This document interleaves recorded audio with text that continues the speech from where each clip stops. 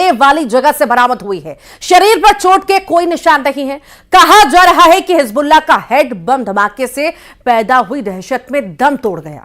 Nasrallah की मौत के बाद मची खलबली के बीच हिजबुल्लाह ने अब तक यह ऐलान नहीं किया है कि उसका अगला चीफ नसरल्लाह का चचेरा भाई होगा, ममेरा भाई होगा या फुफेरा भाई होगा। जान जाने के खौफ का असर जैसे बैरूत में ही ठीक वैसा ही तेहरान में है। खामेनेई बदला लेने की कसम खाकर बंकर में जा बैठे हैं और इधर इजराइल हिजबुल्लाह के चीथड़े पर चीथड़े उड़ा रहा है।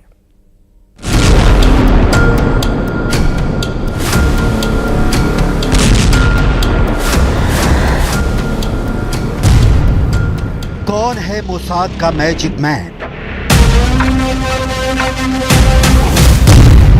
किसने दी नसरल्लाह के हेडक्वार्टर में मौजूद होने की इंफॉर्मेशन? हिजबुल्लाह के भीतर कौन है वो भेदिया जिसने दी इजराइल को नसरल्लाह के लोकेशन की सटीक जानकारी? किसने पहुंचाई इजराइल डिफेंस फोर्स को मिनट टू मिनट नसरल्लाह के मूवमेंट की सूचना? डबल एजेंट ने कैसे बैरूत में बैठे बैठे ले ली नसरल्लाह की जान?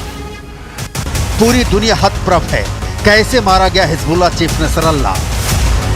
वर्षों से सिर्फ स्क्रीन पर दिखने वाला नसरल्लाह कहां रहता है, कहां से वीडियो जारी करता है, कहां बना है उसका गुप्त ठिकाना, कब बैठता है हेडक्वार्टर में, कब करता है मीटिंग? इजराइल की खुफिया एजेंसी मोसाद 20 सालों से इसकी इंफॉर्मेशन जुटा रही थी, लेकिन 26 सितंबर 2024 तक नसरल्लाह मोसाद के रडार को चकमा देने में कामयाब होता रहा। सवाल उठ रहे हैं कि 27 सितंबर की रात ऐसा क्या हुआ कि नसरल्लाह की लोकेशन मोसाद ने ट्रैक कर लिया। आईडीएफ ने फाइटर प्लेन F-35 को बैरूत रवाना किया और नसरल्लाह को ठिकाने लगा दिया।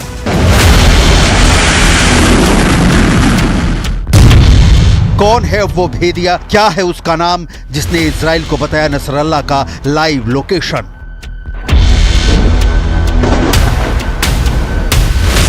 अठारह वर्षों से नसरल्लाह अंडरग्राउंड था। हिजबुल्लाह के टॉप कमांडो तक को पता नहीं होता था कि नसरल्लाह कब कहां दिखाई देगा।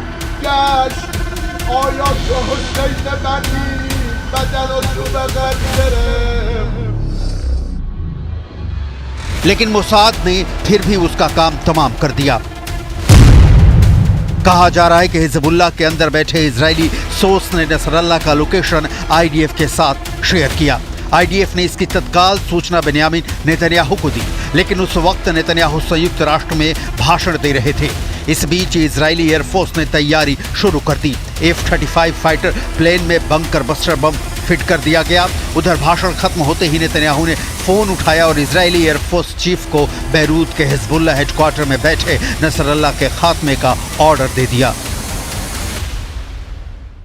נסראללה לא היה עוד מחבל, הוא היה המחבל, הוא היה הציר של הציר, המנוע המרכזי של ציר הרשע של איראן. הוא ואנשיו היו אדריכלי התוכנית להשמדת ישראל. הוא לא רק הופעל על ידי איראן, הרבה פעמים הוא גם הפעיל את איראן.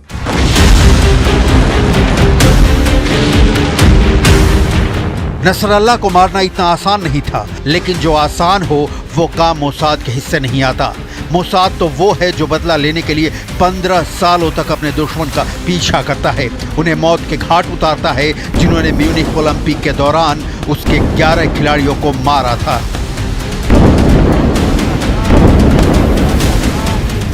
उन्नीस 1972 की वो घटना पूरी दुनिया के सामने नजीर है कि मोसाद काम कैसे करता है।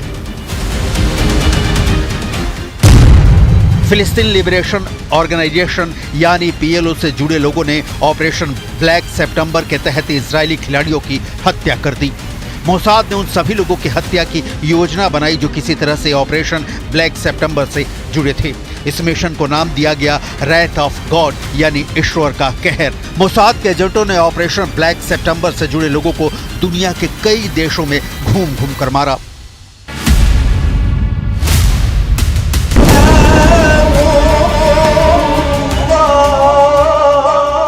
खुफिया एजेंसी मोसाद कितनी सटीक जानकारी के साथ काम करती है, इसके अनेक उदाहरण हैं।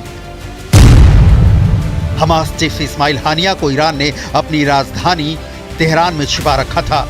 ईरान के टॉप मिलिट्री कमांडो का दस्ता जो रिवोल्यूशनरी गार्ड से थे उन्हें हानिया की सुरक्षा में लगाया गया था, लेकिन मोसाद के एजेंटों ने इस सुरक्षा दीवार में सींध लगा दी। हानिया की लाइव लोकेशन का पता लगाया। हानिया अपने 7 तालों वाले बंद दरवाजे के भीतर बैठा बैठा धमाके में बुरादा बन गया।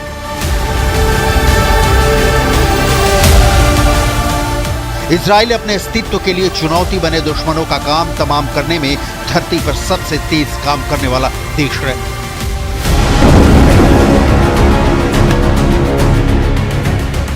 जादूगर की तरह काम करने वाला मोसाद यूं ही नहीं हैरत अंगेज ऑपरेशन के लिए चर्चित है। इसकी संगठनात्मक क्षमता, इसका सूचना तंत्र, इसके एजेंटों की बहादुरी और देश के प्रति समर्पण का भाव इन्हें दूसरी तमाम खुफिया एजेंसियों से अलग करती हैं। यहां यह समझना बहुत जरूरी है कि मोसाद आखिर ऑपरेशन को अंजाम कैसे देता है। मोसाद के कुल 6 डिपार्टमेंट हैं।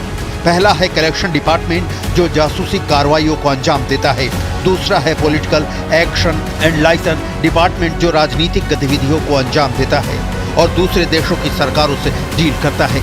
तीसरा है स्पेशल ऑपरेशन डिवीजन, यही डिपार्टमेंट मोसाद के लिए खतरनाक ऑपरेशंस को अंजाम देता है। चौथा है एलएपी डिपार्टमेंट जो साइकोलॉजिकल वॉरफेयर और प्रोपेगेंडा ऑपरेशन करता है। पांचवा है टेक्नोलॉजी डिपार्टमेंट जो मोसाद के लिए हथियार, गैजेट जैसी चीजें डेवलप करता है। छठा है रिसर्च डिपार्टमेंट जो बैकग्राउंड से लेकर दूसरी चीजों की जानकारी एजेंसी को देता है। नसरल्लाह की मौत के पहले भी इजराइल ने 1992 में हिजबुल्लाह चीफ अब्बास अल मुसावी को मौत के घाट उतार दिया था, लेकिन नसरल्लाह ने गद्दी संभाली और हिजबुल्लाह को दुनिया के सबसे खतरनाक संगठनों में से एक बना दिया। अब नसरल्लाह की मौत के बाद चीफ के पोस्ट पर कहा जा रहा है कि हाशिम सफीदीन ही नसरल्लाह का उत्तराधिकारी है। हिजबुल्लाह के करीबी सूत्रों का कहना है कि नसरल्लाह के उत्तराधिकारी माने जाने वाले हाशिम सफीदीन हमले में जिंदा बच पाने में सफल रहा है। कौन है Hashim Safieddine? Hashim Safieddine Hezbollah के राजनीतिक मामलों को देखने वाले जिहाद परिषद में बैठने वाले सफीदीन नसरल्लाह का चचेरा भाई है। एक मौलवी है और राजनीतिज्ञ है। अमेरिकी विदेश विभाग ने 2017 में हाशिम को आतंकवादी घोषित किया था। नसरल्लाह ने हिजबुल्लाह के भीतर परिषदों में हाशिम के लिए पदों को तैयार करना शुरू कर दिया था। हाशिम को संगठन के चेहरे के तौर पर स्थापित करने के लिए उसको दुनिया के दूसरे देशों के नेताओं से मिलने के लिए कहा गया था। सफीदीन का नसरल्लाह के साथ ही ईरान के कुद्स फोर्स के पूर्व कमांडर कासिम सुलेमानी से भी पारिवारिक रिश्ता है। सफीदीन के बेटे और सुलेमानी के बेटी का साल 2020 में निकाह हुआ था। हाशिम हमेशा नसरल्लाह के नक्शे कदम में चलने की कोशिश करता है। उसकी वेशभूषा और हाव भाव नसरल्लाह से मिलती जुलती है। हाशिम सफीदीन हिजबुल्लाह में एक बड़े प्लेयर की भूमिका निभाता आ रहा है। उस पर संगठन के संचालन और वित्तीय मामलों का जिम्मा रहा है, जबकि रणनीतिक फैसले नसरल्लाह लेता था। हिजबुल्लाह के नसरल्लाह की मौत से कमर टूटी है, लेकिन हिजबुल्लाह जमींदोज नहीं हुआ है और यही कारण है कि नेतन्याहू कह रहे हैं कि हिजबुल्लाह के खिलाफ हमले जारी रहेंगे।